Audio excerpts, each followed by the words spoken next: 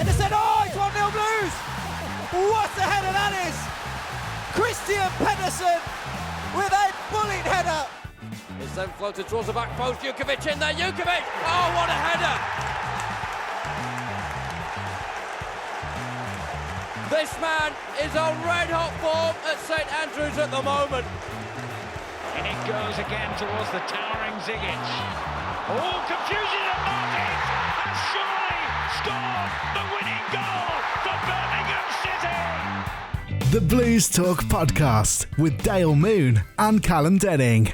Right, Dale, it's our second Blues Talk podcast in these slightly strange, unprecedented conditions. We're in lockdown, we're on Skype, but we've got another podcast for your listening pleasure.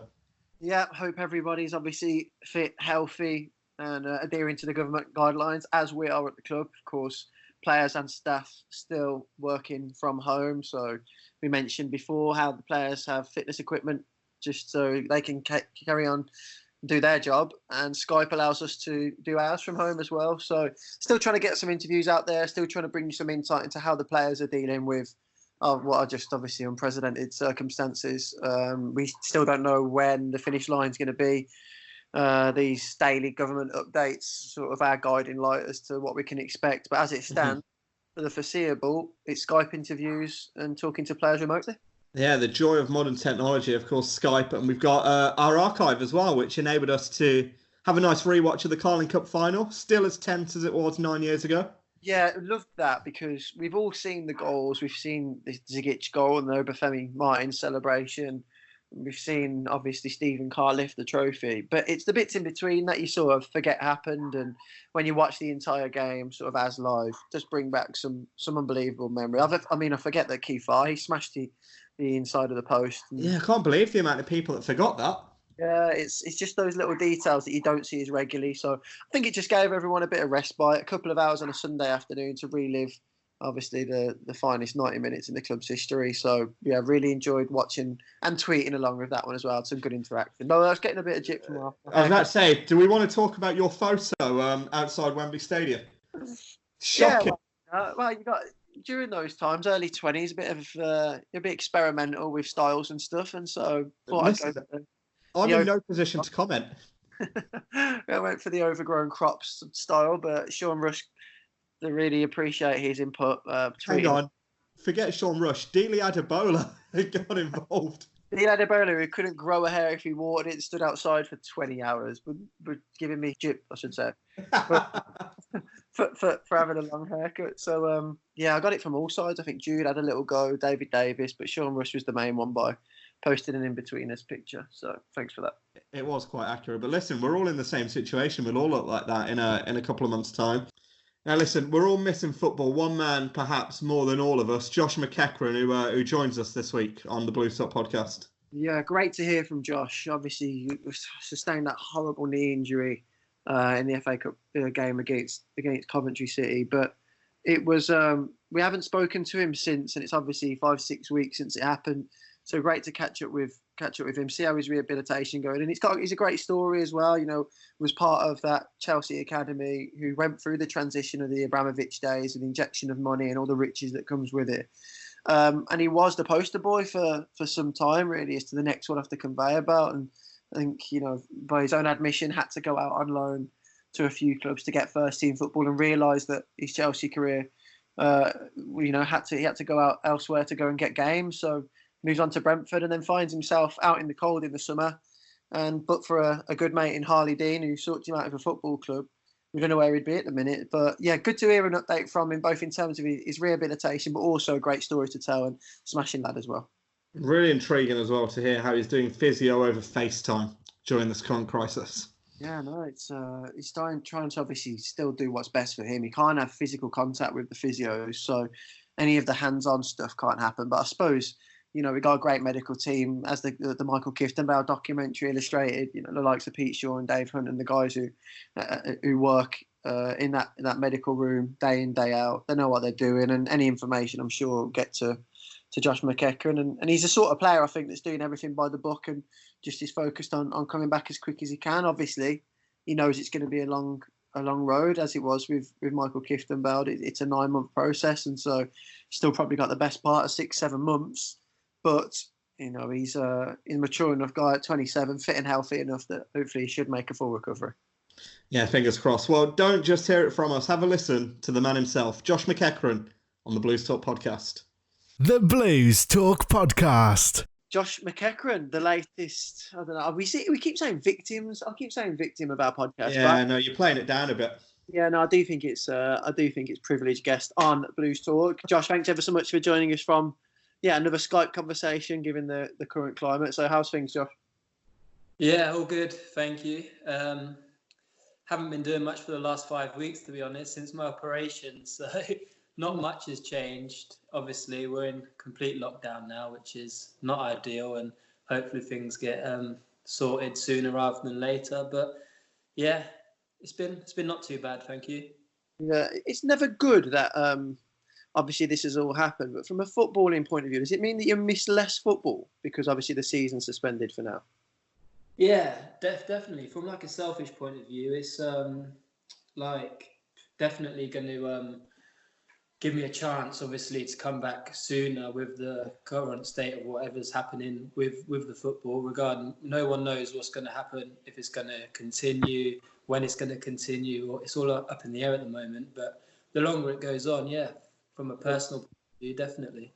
Yeah, so we got lots to talk about. We can go through your whole career and right up to the present day. You can tell us all about how your knee is now. But I suppose it'd be good to start on that front, really. I think during that Coventry City Cup tie, the moment it happened, I think we all went from a media point of view that was a nasty one. You just knew straight away. But just take us through sort of what you remember about the injury and the moments after. Yeah, I've never ever had a serious knee injury before. I've always had quite bad breaks in my feet, ankles and stuff, but I've never had a serious knee injury. And yeah, like you said, as soon as I done it, I knew straight away that I didn't know it was my cruciate. I knew it was some sort of ligament because I heard like a crack and not a nice sound. So I knew it was something, but I didn't know it was as serious as my cruciate. But yeah, it wasn't a nice feeling. And touch wood, I do come back stronger and don't have to go through that again because it wasn't very nice.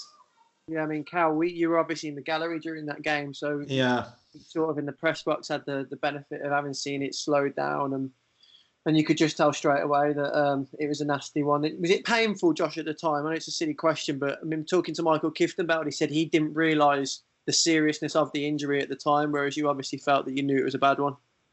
Yeah, no, straight away I was in absolute agony. I'm not going to lie, it was really painful. But then it's sort of like eased off, and Pete got over to me and was like, "How are you feeling?" I was like, "To be honest, it feels all right." Mm. And then he like assessed my knee a tiny bit, and he's like, "No, we need to get you off." Yeah. So I was like, "Okay." And then as I was on the stretcher, the pain just come back massively. So I had a little bit of gas in there, so they could do all the tests because I was just tensing up, and they couldn't like do the test properly on my knee. And yeah, as soon as they done the ACL test, you could just tell straight away that it was my ACL. So yeah the first instance, yeah, not gonna lie, I was in agony, but then it did ease a little bit. And it tends to be that the swelling's the main issue in the first few days. I think obviously with all bad knee injuries, you have to wait for the swelling to go down to go and get it scanned. But you were just saying, was it just your cruciate that you'd done completely? Was it a ruptured cruciate? Well, in the end, I had to operate on three of my ligaments in my knee, like the ACL, and then the ligament on the outside of my knee and the ligament on the inside of my knee. So there was quite a lot of work to be done in the end. It wasn't just a straightforward ACL reconstruction, but yeah, the swelling, it's still swollen now. That's what's restricting me, because it actually feels all right. It feels like loose, like I can bend it and stuff, but there is still swelling around my kneecap, which is really frustrating. So I'm just game readying every day, 3-4 times a day, just to try and get it down as much as I can. Hopefully, it's been 5 or 6 weeks today, so I've got a FaceTime chat with Huntley later, Cool. And then hopefully I can come off the crutches, which is good news, and then just go from there really. But swelling has been the most painful bit. Not painful, sorry, the most annoying part. How's that been, checking in with the physios and everything over FaceTime, of course, while we're in this lockdown? Yeah, it's been strange. Yeah, we quite enjoy our little daily FaceTime, me and Hunty. It's not bad, to be fair, and he just goes through all different exercises with me, just so I know exactly what I'm doing. Really, I don't want to push my knee too hard, and I don't want to do too little. So he just explains everything, and then I go off, do my exercises, and then we catch up the next day. It's obviously strange, not an ideal situation. I obviously prefer to be around the lads and stuff at the training ground, doing my rehab there. But yeah, that's not the case at the moment. How do you find it mentally, Josh? I know like all players who get injured obviously got to go through the physical challenge of rehabilitation, but also being away from the group and not feeling a part of it again when you have been for the season. So how have you found it? What's going on between the years? Yeah, I think that's one of the toughest part, being injured.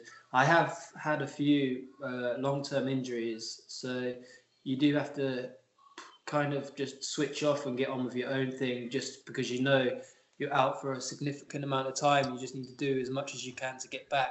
But I think the hardest part is being away from the lads, or like the banter in the changing room, because I'm not in at the same time as them.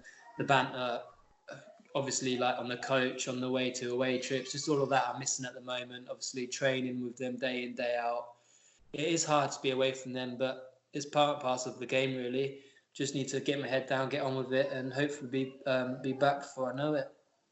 Yeah, I suppose sadly, because you've had those injuries before, you're actually well versed in dealing with it. It's not the first time that you've had to go through it, so has it stood you in good stead that you know what to expect? Yeah, definitely. I'm just going to, as I said before, just get my head down, use this time to get as strong as I can, really. I wanted to do that anyway, but when you are training, it is hard you're training like every day, playing Tuesday, Saturday. You haven't got that time really to really focus on your body and get yourself as strong, because the game time just takes over with that. So I'm just going to use this time to do as much as I can in the gym and get my body in a great physical condition. Yeah, at least it sounds relaxing at home, Josh. Sorry about that. I am in the kitchen, but yeah, my little one's playing up a little bit. Sorry, it's absolute effort to go up the stairs, so you just have to put up with that. Yeah, that's glad you say that. Well, Keith was saying the same thing. Like, it affects your everyday stuff that you take for granted. Put tiny shoelaces, getting up and down stairs, dressing yourself. When you're in a big knee brace, you're on crutches. It affects every little fibre of your day. Yeah, literally everything. Like, my missus has done, fair play to her, she has done pretty much everything for me for the last 5 weeks. So as soon as these crutches are gone, I think I'm going to have to, get on with everything else now, because we've got a little boy, as you can hear in the background. So it has been tough for her. So, yeah. Have you spoke to any of the other lads, Josh, just away from the injury, and just keeping in touch with all the boys? Because a big part of, obviously, being a player is the camaraderie and being around the lads. How are they doing? Yeah, no, they're all doing good. They've all obviously got their individual plans and stuff, so they're ticking over. I think once they do go back, there'll be like a little pre-season kind of thing. So I don't think they need to like absolutely blast themselves, but they're just ticking over like you do just before summer, really, just before you come back. But they all seem good. Everyone's in the same position, aren't they, really? So everyone's just got to get on with it. There's literally nothing we can do. The government have said stay indoors as much as you can. So everyone just needs to abide by that, really. And the sooner we do it, the quicker it'll all be done with. Yeah, Cal, that seems to be the case. Talking to Campy and Peds as well last week, that there's an acceptance, isn't there? Whether you're a player or whether you're away from the professional football game, everybody has got to accept the conditions that we're in at the minute and make the best of it. Yeah, it's beyond football, really, isn't it? It's a matter of public health. So, of course, following the government guidelines and everything is the most important thing. No, exactly. Like, we're obviously in a very unusual situation, but probably 90% of the population are as well. So we've just got to do our bit and hope everyone else does their bit as well. And hopefully soon everyone will be back to normal and doing their daily jobs. So, yeah, but the lads seem to be coping with it well, as I said before. So hopefully it sorts itself out. From your point of view, Josh, does this season need to finish, or can you write it off? Where do you stand on it? Well, for the lads, they've been on absolute fire, haven't they, for the last 6 weeks or whatever? Probably since I've been injured. No, I'm only joking. No, but they've gone I don't know how many games it is now. They went 10 or something unbeaten before Reading, so they've been playing unbelievably well. So I don't think, when you're a professional footballer, no one wants the season to be over. Personally, it doesn't really matter for me because I know I'm out for another 6-7 months. So it's not up to me. But no, for the lads, they want to keep going as much as possible. Even in the summer, you have your time off, 2-3 weeks off, but then you're itching to get back. So no, they definitely know. But from a person point of view, I'm not sure. I don't mind what happens, really. I think the big thing, of course, that we mentioned last time, Dale, as well with Campy is the integrity of the competition almost. That from a sporting perspective, it kind of needs to be finished. And that's without getting into the scheduling issues that could then follow.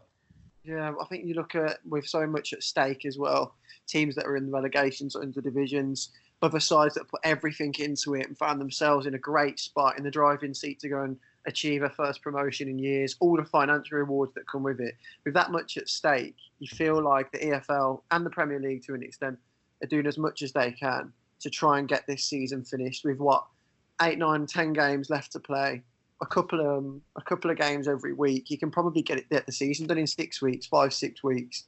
Play your playoffs in the space of a week, Saturday, Tuesday as semi-finals, and then a final on a Sunday. It'd be rushed and it'd be a lot quicker and condensed than usual, but there is a way of getting it done over the summer if they want to obviously just eat into your May, June time. Yeah, no, I agree. Now the Euros has been postponed till next year. If we were sitting where Leeds and West Brom were sitting and it's been cancelled, you'd be absolutely devastated, wouldn't you? Even the teams in the playoff positions and stuff, Brentford and that haven't been that high for years and years, so they'd be gutted if they did cancel the league now. And the Premier League teams, Liverpool haven't won it for 30 years, so I wouldn't be too bothered, not being a Liverpool fan, but you know what I mean. There is a lot of at stake. So yeah, looking at it obviously from their point of view, I think it does need to carry on. But it's just what they do. Like you said, it probably could get done in 6 weeks. It's just when they do that with everything going on. Is it going to get worse, or it's just fitting that time in? Yeah, and then I think the case of when it's going to peak, and do you start the new season, or do you finish this season behind closed doors? But then is the spectacle the same? Still lots of questions that I think need to. I'm sure they'll figure out a way, and they'll do the best thing possible. But yeah, no one knows at the moment what's going to happen. No. Decisions made far above our pay grade. Yeah, exactly. In terms of your time at the club, Josh, obviously, joined on a free transfer. It was September now, so we're looking over 6 months, probably just over 6 months. Yeah, 6-7 months. How do you feel like you've settled in and the area and everything that comes with moving to a new club? Yeah, no, I'm really enjoying it. I've never lived in the Midlands before. I've always been around Surrey, London way. I was born in Oxford, obviously, but I moved to Surrey when I was younger. But I'm enjoying it. Enjoying the club. It's a massive club. The fan base is massive. The lads are brilliant. The staff, everything around the club is really good. So I'm enjoying it. It was a very strange way how it come about. I wasn't expecting it at all. But no, now I'm here. I've settled in well. Took me a while, obviously, to get up to speed with the squad and that, having missing pre-season and stuff like that. But yeah, obviously, now what's happened, I'm not enjoying it as much. Yeah. But no, I have been enjoying it a lot. Talk us through that summer. I know we spoke to you when you first joined the club and you first interview on camera, but I know you were speaking to other clubs. You'd had certain trial games with clubs, but it didn't quite work out. Can you tell us a bit about that summer and what sort of happened that led you to joining? Yeah, there was quite a lot going on, to be honest. Brentford did offer me a contract back in January, but I just wanted a change. I've been there for that was my 4th season, and I just wanted something different, to be honest. And then from like February stuff, they started not including me in the squads and stuff because obviously I weren't signed in the contract, which is fair enough. They was looking at the younger lads coming through. So from like March time, obviously I knew like I needed to look elsewhere, and there was talks of me going somewhere, and it was pretty much promised that this was going to happen. So I was waiting for that club pretty much the whole summer. I turned down a lot of Championship clubs to sign for this one club. For whatever reason, that didn't happen in the end. And then, I was just speaking to Harley about it, and he said like, "What's happened? What's going on with like you at the moment? Blah blah blah." And then he said, "Why don't you just come and train with us for a bit?" And I said, "Oh yeah, like I'd love to." He spoke to Dom. Dom got me in to train for a bit. So it's like a trial kind of, just to see where my fitness was. He liked the look at me. I liked the look of the club, etc. And then he offered me the 2-year contract, which I was delighted about. Do you feel when you are on trial at 26, 27 years old, it's a little bit weird again? Yeah, no, I know, but I didn't have a choice really. Like, as I said, I turned down quite a lot of Championship clubs, and I've never been in that position since I was about 7 years old when I was on trial. But to be 26, and on trial was strange, but just got to get on with it really. Like, it's for my career, so I had to do it. It was a bit embarrassing, but it is what it is. It worked out in the end, so yeah. Yeah, absolutely. I think the minute that you was linked with us, and I think the word got out that you were training with the club, I think a lot of fans could obviously see that you'd add something to us, given the amount of games that you've played even at Brentford. I think a lot of people will say, "Oh, he's had injury trouble," but when you look at Brentford, I think you played nearly 30 games a season for however many 3-4 years that you'd been there. So you still racked up enough games at Championship level to prove yourself. Yeah. No, I've been playing my first loan. No, my first loan was Swansea, but after that I went to Middlesbrough. So I've been playing in the Championship since I was like 19 years old. So I have got quite a few games under my belt now. Yeah, and even at Brentford, I did have quite a lot of injuries, but I think I still played over 100 games for them, which is not bad. So I do have quite a bit of experience, and hopefully I can use that when I'm back. I've got to ask you about your time at Brentford, because Cal, I think from a Birmingham City point of view, there seems to have emerged this faux rivalry that Brentford fans seem to look at Blues as the bad guys and whatever. They don't like us. Yeah, for whatever reason. As a player, what was that all about, Kate? Say that again. I've never even knew this was going on. So for whatever reason, whether it's because obviously a number of players have moved over the years, Clayton Donaldson and Granger, and then in more recent times, Max, Harley, Hotter, yourselves. Like Harley obviously cops it quite bad from Brentford fans. But as a player, was you not aware that supporters felt any particular way about Blues? No, not at all. No, that's the first time I've heard it really. I know, like, saying it like that, it doesn't sound the best. Like, you've probably taken a lot of their best players. We have, sorry. But I've never realised it, to be fair. When you're at Brentford, mate, is it quite obviously it's got a lot of accolades for their recruitment and the process of picking players. Every summer, is it a new player walks through the door who not many people are aware of, and yet they turn into a player who can be sold for big money? Is it a big feature of when you're at Brentford? The recruitment side of things just seems to be spot on. Yeah, it's unbelievable. Like, what the owner has done, Matthew Benham, has been unbelievable. As you say, people walk through the door and you don't hear about them. They spend 500 grand on a player from the bottom leagues or one of the second, third division abroad or whatever, and then he sells them on for like £8-9 million in a matter of 2 years or whatever. So what he's done there has been great. They look very, very good this season. I think if they do carry it on and stay in the playoffs, they'll probably be my favourites to go up, to be fair.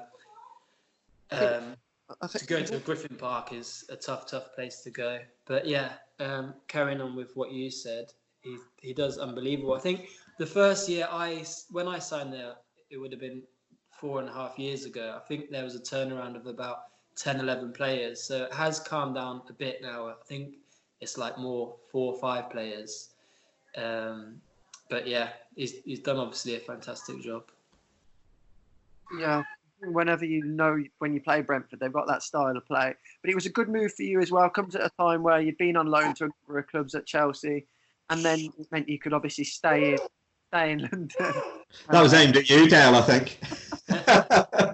Yeah, meant you could obviously stay in London, and you knew you were going to get first team football, which I presume, I mean, without putting words in your mouth, that was the main reason. Sorry, you're gonna have to say that again. So, moving to Brentford, obviously, at the time that you did, you'd been on loan to a number of clubs. Yeah. But when they come in, offered you obviously 4 years, went there, stays in London. It's a great move for you just to go and get first team football regularly for a few years. No, yeah, exactly. I got to the stage at Chelsea where I kind of knew, like, right, this isn't for me. I'm not gonna play here. So I wanted to just get out of that Chelsea bubble kind of thing, take a step away from it, and just get regular first team football. And the style of play that Brentford play, I thought was a perfect fit for me. So yeah, that's when I decided to join Brentford. And I did really enjoy myself there. You look back, I mean, we spoke to Jake Clark-Salter a few weeks ago, and he was saying how he feels the landscape's changed at Chelsea, even in the short time that you haven't been at Chelsea for 5 years now. But do you feel like so much has changed there for young players now in terms of a clear pathway under Frank Lampard that you might get a chance? Yeah, definitely. I think it has changed since he's taken over. I think with the fact they couldn't sign anyone for 2 years, whatever, was ideal because he did want to bring the youth through anyway, but he had no choice because he couldn't sign anyone. Yeah. So that was a perfect time for the young players to prove themselves. And as you can see, they have been the likes of Tammy, Mason Mount, Billy Gilmore now getting his chance, Reece James. There's a lot of them proving themselves, and I'm delighted for them because obviously at a top club like Chelsea, they need to win trophies, but it looks like they're going the right way about it. Yeah, Carl, we were discussing after we spoke to Jake about how he said he had to get used to losing left Chelsea, and when you're part of that youth team who expected to win the FA Youth Cup and sweep the board with every competition you're in, you then suddenly find yourself out on loan at clubs where you're not dominating the ball. You're not winning every single week, and that sort of is a bit of a cool. That kind of baptism of fire, I suppose, as well. But Josh, that kind of started with your generation, didn't it? Were you the first Chelsea side to win the FA Youth Cup? Yeah. I can't remember what year it was back in now, but I don't think Chelsea had won the competition for about 50 years. And then we did have a very good youth team, and then we won it. We was the first team to win it, and then I think in the last 10 years or so, I think they've won it 7 or 8 times. So yeah, they're obviously doing something right, and I think they've won the UEFA Youth Champions League 5 or 6 times, and yeah, so they have had fantastic talent come through, but it's just obviously a club like Chelsea, Man City, that the managers are under so much pressure to deliver trophies every season. It's hard to chuck a 17, 18-year-old straight in. What was it like, Josh, being expected to be the next big one off the conveyor belt? Because obviously you had too many come through the system, and it always like you were the poster boy for, look, we are bringing young players through.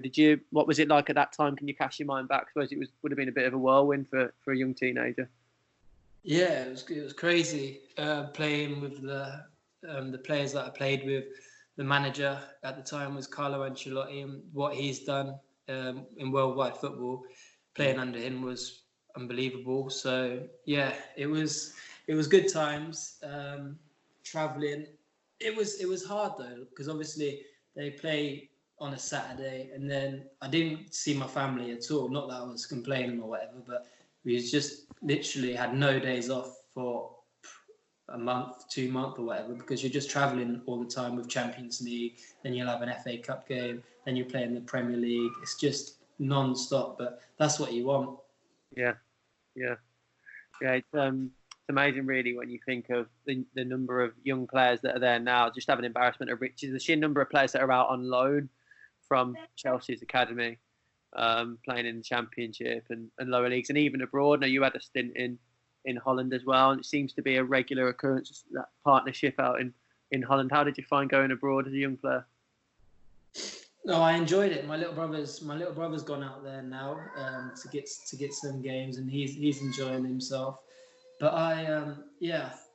personally, I think if a young English lad does get the chance to go abroad, whether it's Holland, Germany, anywhere in Europe, really, I would recommend it. I loved it. I love the style of play, the culture. It was just good for me at the time.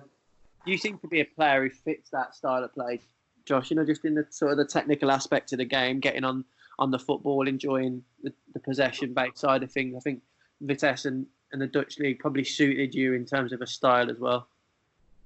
Yeah, exactly. That's obviously one of the other reasons I decided to go out there, because it's definitely more technical and tactical over there. So it was a perfect fit for me, like Brentford was, and like Birmingham is. I think they're trying to. I've spoke to Pep a lot of times, and he is trying to bring that style of play to Birmingham.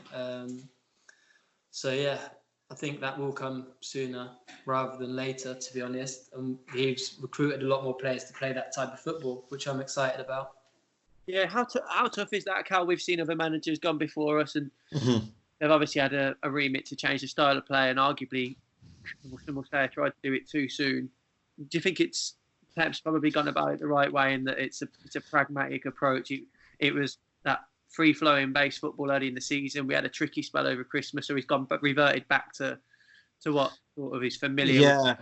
Well, I think the difference that we've seen with Pep is that he's prepared to change and adapt, isn't he, to these situations, whereas other managers that have come here before have kind of gone all guns blazing to start with. It hasn't worked. They've stuck with it, and then ultimately almost paid the price for that. Yeah, it just seems like... I mean, at Brentford, Josh, when you went there, they already had that reputation of playing that type of football, or is that developed? No, that comes from like the top. So I think whatever manager goes there, he knows exactly what style of football he's going to play. So I think every year they know exactly what they're going to do and stuff. Good times, bad times, they only have like one style of football, and it's working at the moment, so you can't fault it. Yeah, it seems to be that way. Number of loan spells. We've spoken about your time in Holland. I just want a short line, really, maybe even a word if you can condense it down. So I'm going to read out a number of the other 4 clubs that you've been out on loan to and just try and describe your time there. So let's go Swansea. What one-word answers? No, you can just give us a line or two. You don't have to go into too much detail because obviously you were still a young player, but just some of your time. Very disappointed how it turned out. It's Middlesbrough, plenty of games, but how did that go? Middlesbrough, we was absolutely flying up until Christmas. We were second. Dukey was there. For whatever reason, we only won, I think, 2 or 3 games after Christmas. So we finished, I think, about 16th or 17th. But no, I really enjoyed my time in Middlesbrough. I got 38, 39 games under my belt, so it was good times. So Dukey was there with you? Yeah, Dukey was there. What was he like? The same sort of player? I can't imagine he was running channels and outpacing defenders. Yeah, he wasn't doing that. He was obviously doing what he's doing now, really. He was just bullying defenders, scoring, headers. Obviously he's one of our main players at the moment. What he does is unbelievable. So, but yeah, he was doing the same at Middlesbrough. He wasn't running no channels. Watford, no, I didn't enjoy my time there. No, it didn't work out. And then Wigan, yeah, it was a bit hit and miss. It was similar to my start at Birmingham, really. I wasn't fit, so I had to get my fitness up, which took a while. Once I got fit, it was good. Like, we had a good run in the FA Cup. We unfortunately lost to Arsenal at Wembley in the semi-final on penalties.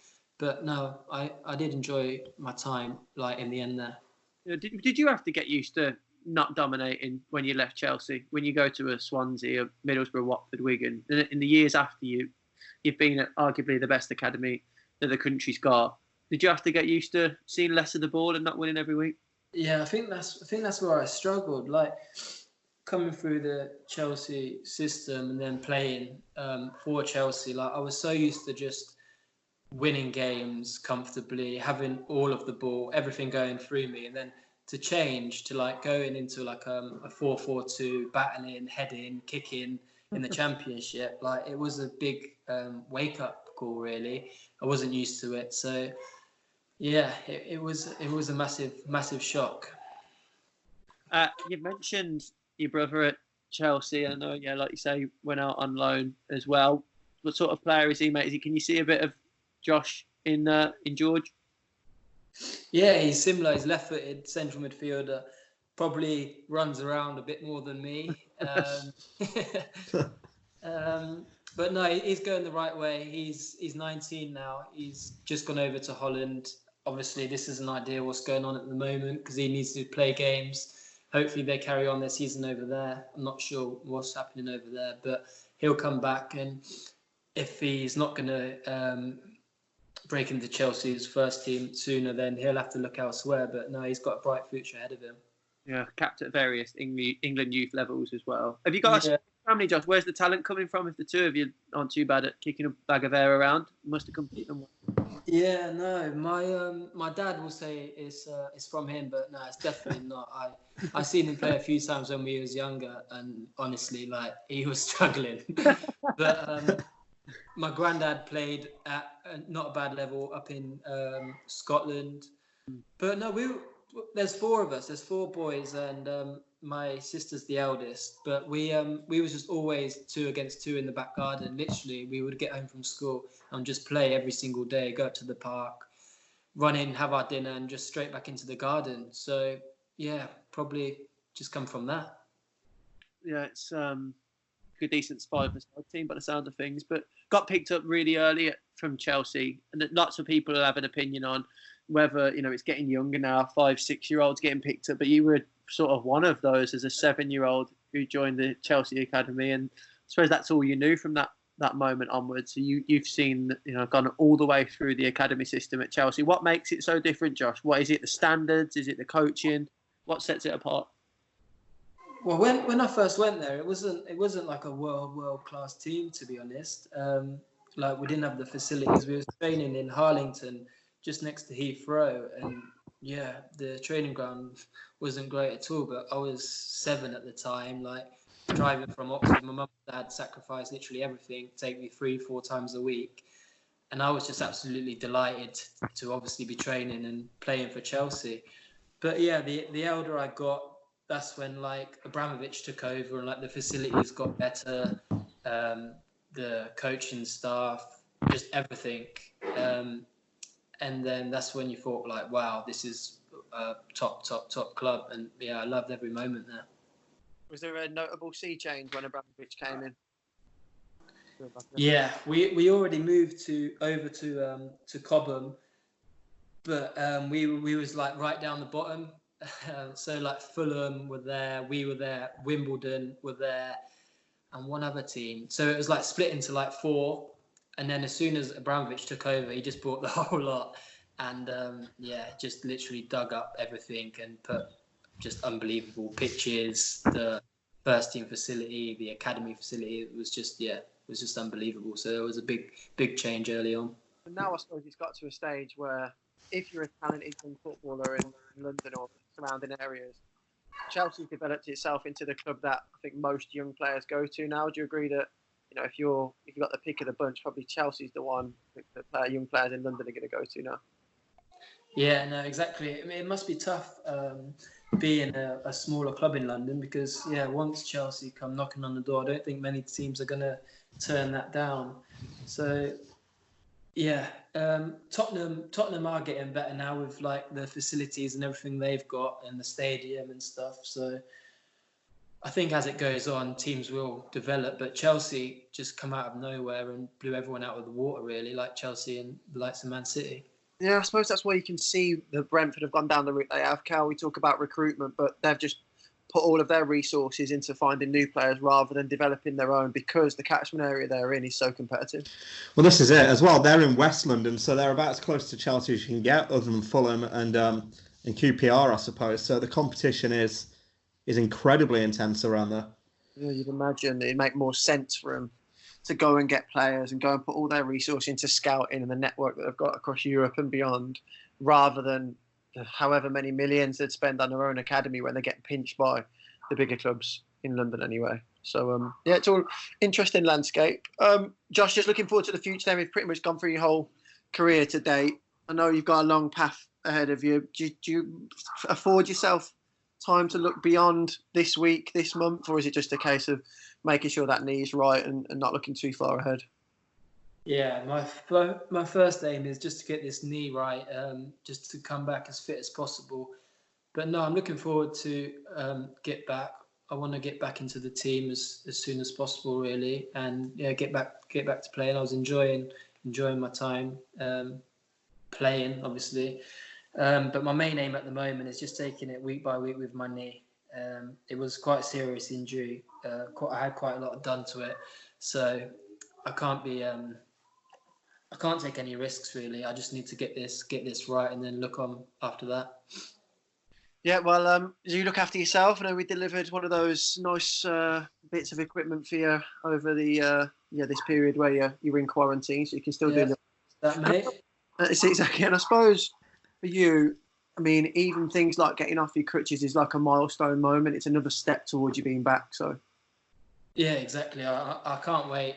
I'll be speaking to Honey later, and yeah, obviously with I haven't been walking for 5 weeks, so I've lost a lot of muscle tone in my legs and stuff. And you take it for granted, walking every day is building up that muscle.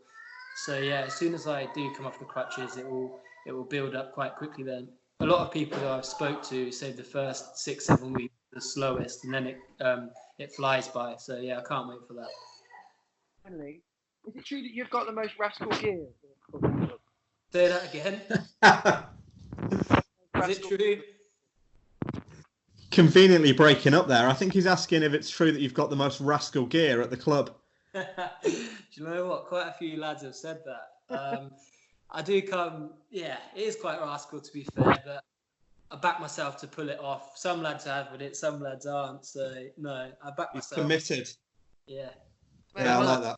A few lads have been on at me about it, to be fair, but I don't think I'm going to change it. I enjoy it. What are they hammering you for, mate? What sort of items of clothing are we talking about? Normally it's a bit baggy, to be fair. I like my baggy style, but it's just like the likes of Harley, Campy, do you know, just like basic bills, just come in basic. Yeah. I haven't really got a leg to stand on. Fair play, mate. You enjoy whatever you wear, and whenever there's a video that comes out from inside the dressing room, it tends to be them hammering some oversized T-shirt that you've got on, or some oversized knitwear that you seem to be rocking. So fair play to you. Yeah, no, exactly. I enjoy it, to be fair. So I'm going to carry on. Josh, thanks ever so much for taking the time out, mate. Best of luck with your rehab, and I look forward to hopefully seeing you back at the training ground when we're all allowed back in the building anyway. The Blues Talk Podcast with Dale Moon and Callum Denning.